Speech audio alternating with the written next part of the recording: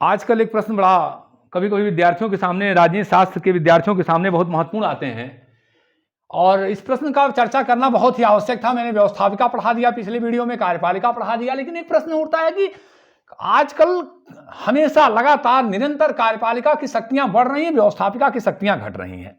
इस पे मैं सोचा एक वीडियो लेके आऊं कि क्या कारण है कि कार्यपालिका की शक्तियां में वृद्धि और व्यवस्थापिका की शक्तियों में कमी। कारण कौन नाथ मोहि मारा, तो कारण तो जानना ही पड़ेगा। तो पहला कारण है कि व्यवस्थापिका में अयोग्य लोगों का चयन। व्यवस्थापिका में अयोग्य लोगों का चयन, ये पहला कारण है, अयोग्य लोगों का चयन। आज व्यवस्थापिका में कार्यपालिका के तुलना में अयोग्य लोग आ रहे हैं। कोई जाति के नाम पे आ गया, कोई धर्म के नाम पे आ गया, कोई गाना गा रहा था भोजपुरी बड़ा बढ़िया आ गया, कोई हीरोइन बढ़िया हाथ दिखा के मुस्कुरा के आ गई। क्या करेंगे आप भैया? भाषा की एबीसीडी नहीं आती, मंत्री बन गए, लोकसभा में आ गए, रोज पेपर में निकलता है कि क्षेत्र छोड़ के गायब है जनता के बीच से, एक शब्द राजनीति का कहरा नहीं जानते हैं। अरे कम से कम मुझे ही बुला के कोचिंग वोचिंग कर लेते, ट्यूशन पढ़ लेते, मैं वही बता देता। और तो और बड़े बड़े राजनीतिक दलों के परिवारों के लोग हैं जिन्हें कुछ नहीं आता है, महालंपट हैं, मैं नाम क्या लूं। रोज हमारे प्रधानमंत्री जी और मुख्यमंत्री जी कह ही रहे हैं उनके खिलाफ, तो मेरा कहना ठीक नहीं होगा। अरे कम से कम हम ही को बुला के कोचिंग वोचिंग कर लेते। तो आजकल व्यवस्थापिका में अयोग्य लोगों का चयन हो रहा है, अयोग्य लोग आ रहे हैं, पैसे के बल पे, ताकत के बल पे, धन के बल पे, परिवार के नाम पे, जाति के नाम पे। और इसने भी कार्यपालिका की शक्ति को बढ़ाया है, व्यवस्थापिका की शक्ति को कम किया है। कानून निर्माण में कम रुचि, कानून निर्माण में कम रुचि। आज व्यवस्थापिका पहले की तुलना में कानून के निर्माण में कम रुचि ले रही है। सही तो आपको बताऊं कि व्यवस्थापिका के सदस्य पार्लियामेंट वगैरह की बैठकों में भाग लेना ही नहीं चाहते हैं। ज्यादा से ज्यादा, कम से कम लोग चाहते हैं, क्योंकि प्रश्नों का जवाब देना पड़ेगा, पूछना पड़ेगा। अरे कितने लोग जाके मैं देखता हूं पिक्चर सिनेमा उसी में देखते हैं, कई बार डांटा गया है। वहां इतने पवित्र मंदिर में भी जाकर के, लोकतंत्र के वहां भी जाके ठीक से अपना सुन नहीं पाते हैं, बोलना करना तो बहुत दूर है। तो उनकी रुचि विधि निर्माण कार्य से और कामों में रुचि ले रहे हैं। ठेका पट्टा, कब्जा करना, धन बढ़ाना, लूट खसूट, उल्टा पुल्टा में अपना समय। बहुत कम संख्या आ रही है व्यवस्थापिका में। अभी अच्छे लोग हैं, ऐसा नहीं है, लेकिन संख्या घट रही है व्यवस्थापिका में। प्रतिभाशाली लोगों की, टैलेंटेड लोगों की, रुचि लेने वाले लोगों की, उसके मान्यताओं इत्यादि में, परंपराओं में विश्वास करने वाले लोगों की। तो लोगों की रुचि निर्माण कार्य के साथ साथ व्यवस्थापिका में भी कम हो रही है। यह भी एक बहुत बड़ा कारण है व्यवस्थापिका के शक्तियों में कमी। तीसरा, प्रदत्त व्यवस्थापन। प्रदत्त व्यवस्थापन। अब ये प्रदत्त व्यवस्थापन क्या है? कानून निर्माण व्यवस्थापिका का कार्य है, कानून निर्माण व्यवस्थापिका का कार्य है, परंतु व्यवस्थापिका दिन पर दिन धीरे धीरे यह कार्य कार्यपालिका को सौंप दे रही है। इसी को हम प्रदत्त व्यवस्थापन कहते हैं। प्रदत्त व्यवस्थापन का सही अर्थ यह हुआ कि जब कानून के मोटी मोटी ढांचे को, कानून के मोटे मोटे स्वरूप को व्यवस्थापिका पास कर दे, क्योंकि पास तो व्यवस्थापिका को करना है, ध्यान रखिएगा, कानून के पास करने का काम व्यवस्थापिका करती है। तो अगर कानून के मोटी मोटा स्वरूप को व्यवस्थापिका पास कर दे, अपना समर्थन दे दे और बाकी समस्त कार्य कार्यपालिका पे वो दे दे, यही प्रदत्त व्यवस्थापन है। एक बार और दोहरा दूं कि जब कानून के सामान्य स्वरूपों का समर्थन व्यवस्थापिका कर दे और बाकी सारा कार्य कानून निर्माण का कार्यपालिका को सौंप दे, यही प्रदत्त व्यवस्थापन है। मेरे गुरुदेव प्रोफेसर सीवी सिंह साहब कहा करते थे कि जब कानून के मोटी मोटा ढांचे को व्यवस्थापिका पास कर दे, अपना समर्थन दे दे और बाकी काम कार्यपालिका पे छोड़ दे, तो इसी को हम कहेंगे प्रदत्त व्यवस्थापन। आज व्यवस्थापिका यह काम अपने न करके कार्यपालिका को दे रही है और कार्यपालिका प्रमुख स्वयं या अपने विशेषज्ञों के माध्यम से, चूंकि उनके पास विशेषज्ञों की बड़ी टीम रहती है, ये काम कर ले रहे हैं। इसने भी व्यवस्थापिका की शक्ति को घटाया है, कार्यपालिका को बढ़ाया है। अब विशेषज्ञों का कार्यपालिका के पास उपलब्धता, व्यवस्थापिका के पास विशेषज्ञों का बड़ा अभाव होता है। भाई अगर आप सांसद हो गए, आप विधायक हो गए, तो आपके पास एक्सपर्ट जानकार बहुत कम मिलेंगे, कम लोग आपकी सहायता देने वाले मिलेंगे। लेकिन यदि आप मिनिस्टर बन गए, आप मुख्यमंत्री बन गए, आप प्रधानमंत्री बन गए, तो एक बड़ी टीम, टॉप क्लास के आईएएस, टॉप क्लास के ब्रेन, टॉप क्लास के पीसीएस, टॉप क्लास के हर विभागों के एक्सपर्ट आपको राय देने के लिए, आपको सहायता करने के लिए उपलब्ध रहेंगे। इस जो विशेषज्ञों की टीम मिल जाती है कार्यपालिका को, इसने भी कार्यपालिका की शक्ति को बढ़ा दिया है। चौथा, लोक कल्याणकारी राज्य। लोक कल्याणकारी राज्य की धारा। आज लोक कल्याणकारी राज्य की धारा ऐसी हो गई साहब कि जनता को तुरंत काम चाहिए, तुरंत काम चाहिए, अधिक से अधिक लोक कल्याण का कार्य चाहिए, और सारी जिम्मेदारी कार्यपालिका की। तो कार्यपालिका के ऊपर सारी जिम्मेदारी, कोरोना आ गया तो पूरा देश कार्यपालिका को देख रहा है, प्रधानमंत्री को, मुख्यमंत्री को। और हमारे मुख्यमंत्री और प्रधानमंत्री जी बधाई के पात्र हैं कि इन्होंने बहुत मेहनत किया। तो जब जिसको जनता देखेगी वही मजबूत होगा लोकतंत्र में, क्योंकि सारी जिम्मेदारी लोक कल्याण की जनता के ऊपर है, इस नाते कार्यपालिका मजबूत होती है। अगला जो मजबूत होने का कारण है कि हाँ, तो कार्यपालिका में जितना काम बढ़ेगा, जितना ज्यादा जनता उम्मीद करेगी, जितना ज्यादा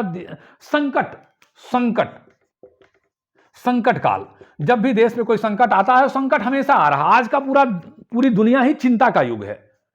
कभी दूसरे का चिंता, कभी अपनी चिंता, कभी आर्थिक चिंता, कभी युद्ध की चिंता, कभी परमाणु बम की चिंता, कभी कोरोना का चिंता। अब कोई चिंता इस समय नहीं थी, कोरोना थोड़ा भारत में हटा, हम लोग टीका उका लगवाए, तब तक पता चला कि झमाझम युद्ध हो रहा है रूस में और यूक्रेन में। अब वो चिंता कि भैया कहां से कैसे हमारे यहाँ के सारे लोग कुशल आ जाएं, सारे विद्यार्थी आ जाएं, और ये काम कार्यपालिका कर रही है, उधर कहीं पेट्रोलियम न बढ़ जाए, कहीं खाद का दाम न बढ़ जाए। तो जितना संकट काल आएगा, उस संकट काल में कार्यपालिका की शक्ति बढ़ेगी, क्योंकि जनता की आशाओं और उम्मीदों का केंद्र कार्यपालिका होती है। तो जितना, क्योंकि उसी से वो निकालेगी। और संकट काल हो, युद्ध काल हो, युद्ध आ गया तो सारा देश कार्यपालिका को देखता है। कारगिल युद्ध चल रहा था, पूरा देश वाजपेयी जी को देख रहा है। और जब पूरा देश जिसको देखेगा, वो तो देश का हीरो वैसे हो जाएगा। और उसमें अगर सफलता मिल गई, फिर क्या पूछना है। और जैसे वाजपेयी जी को मिला, जैसे चीन का संकट आया अभी, तो मोदी जी कुशलता से नेतृत्व किए, तो निश्चित रूप से उनकी शक्तियां बढ़ेगी।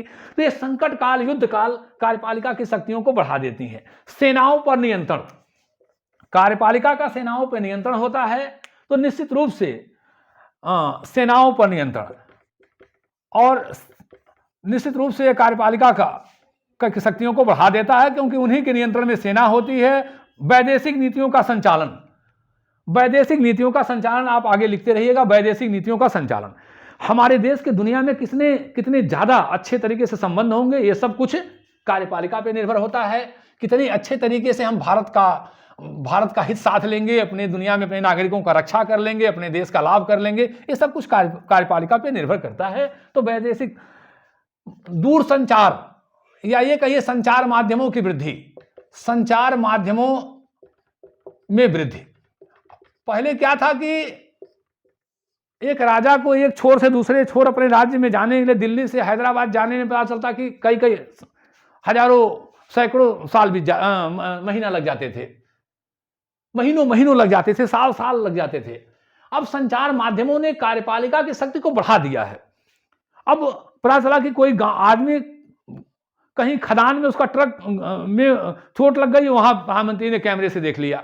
पता चला कि एक मजदूर खदान में काम करता, प्रधानमंत्री ने उसको पुरस्कार दे दिया। कहां तक पहुंच जाते हैं दादा, मैं तो समझ ही नहीं पाता हूं। ये संचार माध्यम है कि कोई छोटी से छोटी घटना, कहीं पता चला कि एक बस में लोगों को चोट लगी, हमारे मुख्यमंत्री जी देख लिए। पता चला कि कहीं कोई घटना हुई, हमारे प्रधानमंत्री जी देख लिए। एक आदमी, अदना से अदना आदमी, और आज मास कम्युनिकेशन, संचार माध्यमों से अपनी बात मुख्यमंत्री तक, प्रधानमंत्री तक पहुंचा दे रहा है। इन संचार माध्यमों की वृद्धि से कार्यपालिका सीधा जनता से जुड़ी और जनता कार्यपालिका से जुड़ी। तो इसने भी कार्यपालिका की शक्ति में बहुत ज्यादा वृद्धि किया है। अनुशासित दल और योग्य व्यक्तियों की भरमार। आज कार्यपालिका में दलीय अनुशासन बढ़ा है, दलों में अनुशासन बढ़ा है। अध्यक्षात्मक में भी वो कानून निर्माण को प्रभावित कर लेते हैं। संसदात्मक में तो खैर कोई पूछना ही नहीं है, प्रथम सदन में उनका बहुमत ही है। ये जो चीजें हैं, इसने भी कार्यपालिका की शक्ति को बढ़ाया। इसी के साथ साथ अगर हम देखें तो व्यवस्थापिका की तुलना में कार्यपालिका में ज्यादा योग्य लोग आ रहे हैं, उनका चयन ज्यादा योग्य लोगों का हो रहा है। इसने भी कार्यपालिका की शक्तियों को बढ़ाई है। मंत्रिमंडल हावी होती थी यानी कार्यपालिका हावी होती जा रही है, जबकि होना चाहिए व्यवस्थापिका को। अब हम चर्चा करें, आपको अध्यक्षात्मक शासन की हम बात करें तो वहां तो थोड़ी सी है समस्या, लेकिन फिर भी दल के माध्यम से राष्ट्रपति जो चाहता है कुछ कानून को प्रभावित कर लेता कुछ, लेकिन संसदात्मक में तो हावी होना चाहिए संसद के प्रथम सदन को कार्यपालिका पे, जबकि हावी हो जा रहा है कार्यपालिका संसद पे, प्रथम सदन पे खास करके, और बहुमत है दूसरे सदन में भी। इस बात को कई बार मैं कह चुका हूं कि अब संसद मंत्रिमंडल पे नहीं बल्कि मंत्रिमंडल ही संसद को नियंत्रित कर रही है, इसने भी कार्यपालिका की शक्ति को बढ़ाया। तो ये कार्यपालिका की शक्तियों को बहुत ज्यादा बढ़ाए हैं। इसके साथ साथ अगर हम देखें तो शक्तिशाली नेतृत्व, आज नेतृत्व की मांग बढ़ी है पूरी दुनिया में, संकट का समय बढ़ा है, तीव्रता कार्यों में तीव्रता का समय बढ़ाया है, इसने भी कार्यपालिका की शक्ति को बढ़ाया है, निश्चित रूप से बढ़ाया है। आज नेतृत्व की बड़ी आवश्यकता है। हर कोई संकट आता था हम सोचे हमारा नेतृत्व कौन कर रहा, उत्तर प्रदेश में कोरोना आया था हमारा नेतृत्व कौन कर रहा, पता चला योगी आदित्यनाथ जी हैं, जनता का सीना चौड़ा हो गया। केंद्र में मोदी जी हैं तो सीना चौड़ा हो गया। तो सब आदमी नेतृत्व को देख रहे हैं, पता चला लल्लू ला के आपने बैठा दिया तो फिर कैसे काम चलेगा। तो आप कार्यपालिका सारे आशाओं का केंद्र बिंदु हो गई है, नेतृत्व वही कर रही है। कोई संकट के समय न जज साहब को खोजेगा न व्यवस्थापिका को खोजेगा, खास करके अगर युद्ध का हो, जन कल्याणकारी कार्यों को लेके हो, तो इसने नेतृत्व की प्रधानता ने भी कार्यपालिका की शक्ति को बढ़ा दिया है।